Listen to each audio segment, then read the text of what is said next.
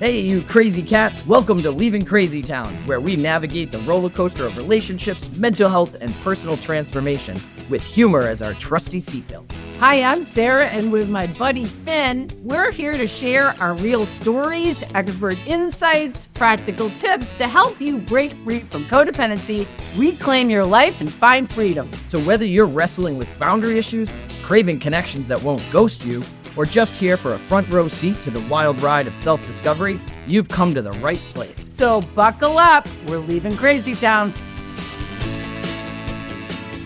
Hey, welcome to Leaving Crazy Town with Finn and Sarah. Today we're going to talk about what, Sarah?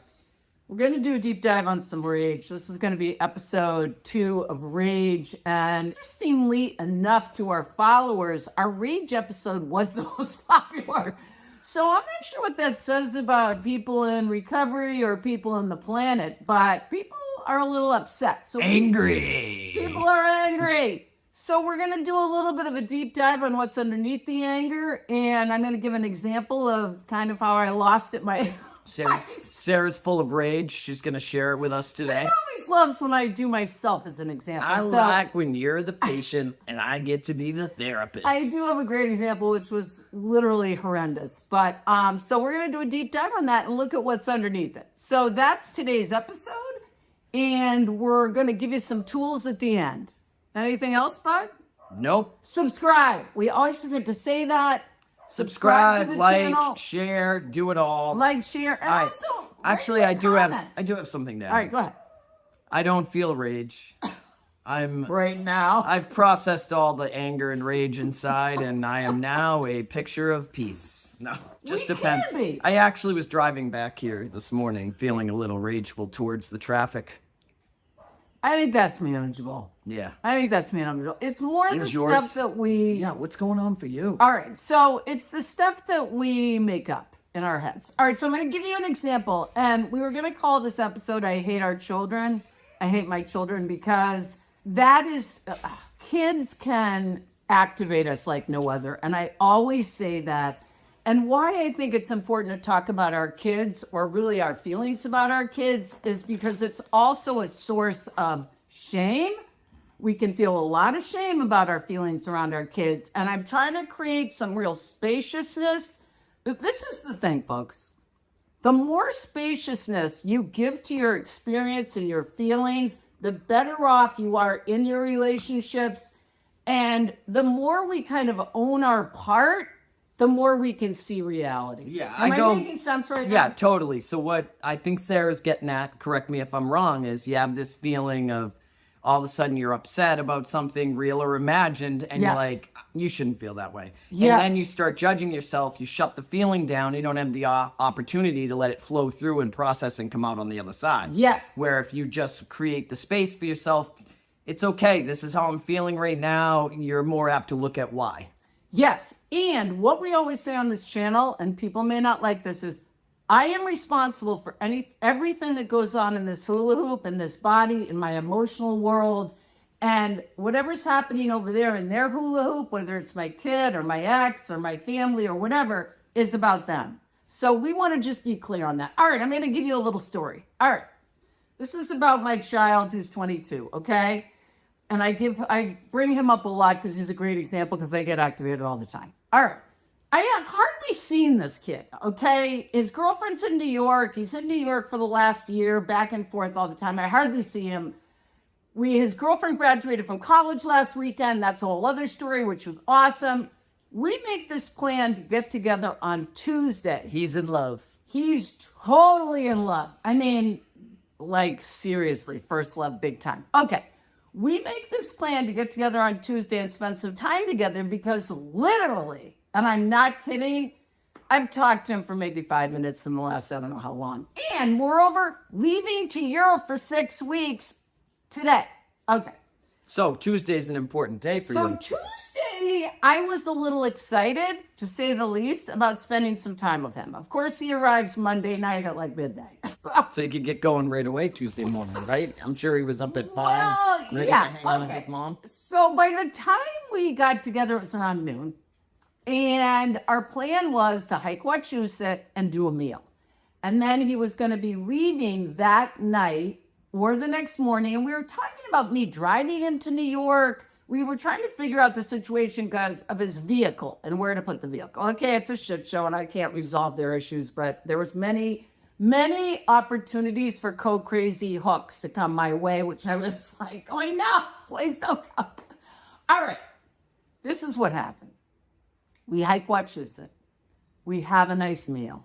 We get home, it's like 4 o'clock. I say to him, hey, bud, I literally left my meal at the restaurant, which was like 10 minutes away. So I go, I got to go back and pick up my leftovers? meal. Yeah, it was, yes. So I'm like, I'll be back in 10 minutes. Here I go. I'm having it again right now.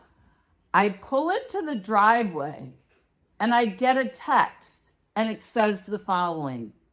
Had to go.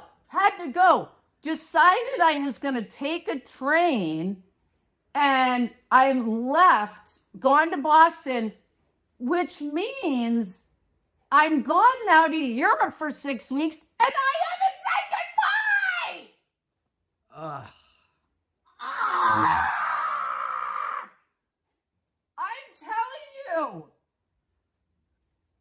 I am telling you, my body, it was like these feelings of wanting to hold your child, but he's not there. And I wanted to like literally hug him and say goodbye and look in his eyes. I'm not going to see him for 6 weeks. And I wanted to like say a bunch of stuff. And literally the sensations I had in my body was like my heart was ripped out of my chest, thrown on the floor. He's stomping on it. And again, let me just remind people, not about Bo, okay? What's happening inside my body at this moment was not about him. Okay, the following occurs. Does anyone care about you? Nobody cares about me. Nobody cares about my feelings. All right, these are the thoughts that I had, and this is why we're doing this episode. I started feeling a rage that I wanted to kill him, okay? I wanted to kill him. I wanted to scream at him. I wanted to say, don't you care about your mother? At the same time I'm feeling this rage towards him, I literally have the thought, I hate my kid. Okay, I mean, I haven't had that thought in a long time, but it's like a thought. I hate my kid. I'm feeling this rage. And what I want to say is this. I don't hate my kid. This is what I hate. The feelings. I was going to say, I don't hate my kid. I hate his behavior, right? But really what I hate is how I freaking feel. Why can't people just make us feel nice? That's what it is. You totally went to it right away. I hated how I was feeling because now I'm stuck in this rage. So then the rage passes. What happens? Sobbing. Uncontrollable sobbing for literally at least an hour. Okay? Now, why we're bringing this up is codependency is about healing relationships. Okay? I'm looking at my phone and I'm thinking, I'm texting this kid. This kid can't do this to me. And at the same time, my sanity is like, he's in another planet. He wants to go see his girlfriend. He's all anxious. He has this gift for He her. got a solution to the car problem. He had figured out the train, and he probably had to get there at a certain time. And yes. Yeah. The bottom line was, and we discussed this when we talked, we were living in two totally different realities. does that happen often? I would guess that most of us live in a different reality than everyone else around us. Yes. My experience over the last several months in communicating and really taking the time to communicate has made me very much aware that most people are not operating on my thought process there. And it's not that they're right or I'm wrong. We're just living our own lives. And we make up definitions of what things mean and, That is the most key thing. And this is the thing when we're going to talk about codependency recovery. What might someone have done in that situation? Rifled off an angry text, called their kid, how could you do this to me? Blah, blah, blah, all this stuff. And what does that behavior do? Kills the relationship.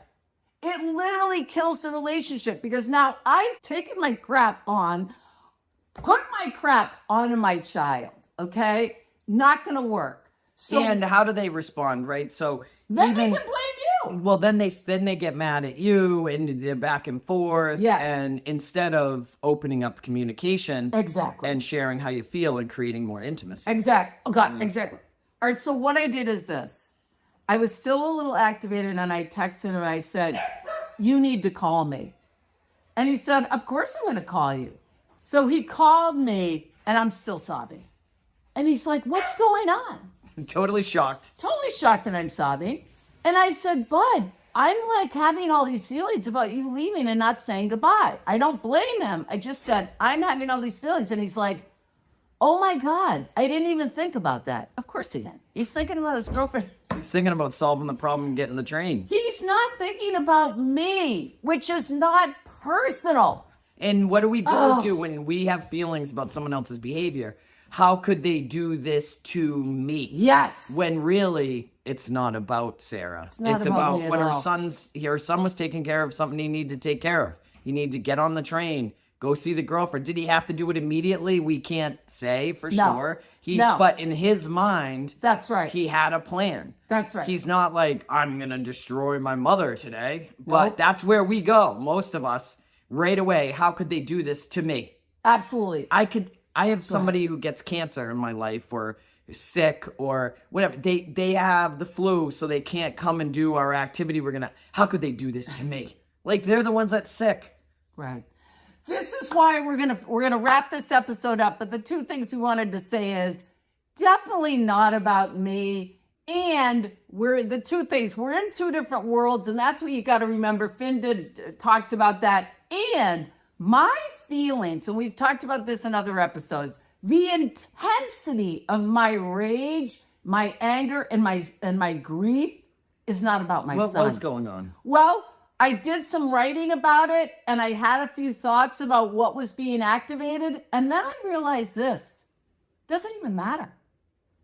It doesn't even matter what old issue gets activated. Like, yeah, maybe I'll figure it was Jim in high school, or it was the guy that hurt my feelings. But here's what matters. It doesn't matter. But here's what did matter.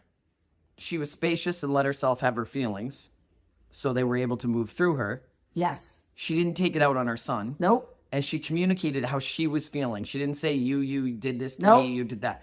And he called what happened? He called last night from the airport. We had a great conversation, and he said, "Man, I'll be much more aware of that. I was in my own," and he explained kind of where he was coming from. And I just said, next time I really want to say goodbye to you and hold you. And we resolved it. We both, kind of got to the other side. And so we still have our relationship. Have intense feelings, but don't kill the relationship. All right. We love you. Here. We're leaving Crazy Town. Good job, Steve. Thanks for listening to Leaving Crazy Town. We hope today's episode offered you valuable insights and tools to help navigate your relationship. If you found our discussion helpful, please rate, review, and subscribe to our podcast. And share it with a friend. Misery loves company, right? Stay connected with us on social media and visit our website for additional resources and updates on future episodes. Until next time, remember that breaking free from codependency is a journey, and we're here to help you every step of the way. And hey, if all else fails, at least you'll have a few laughs. So buckle up. We're leaving Crazy Town.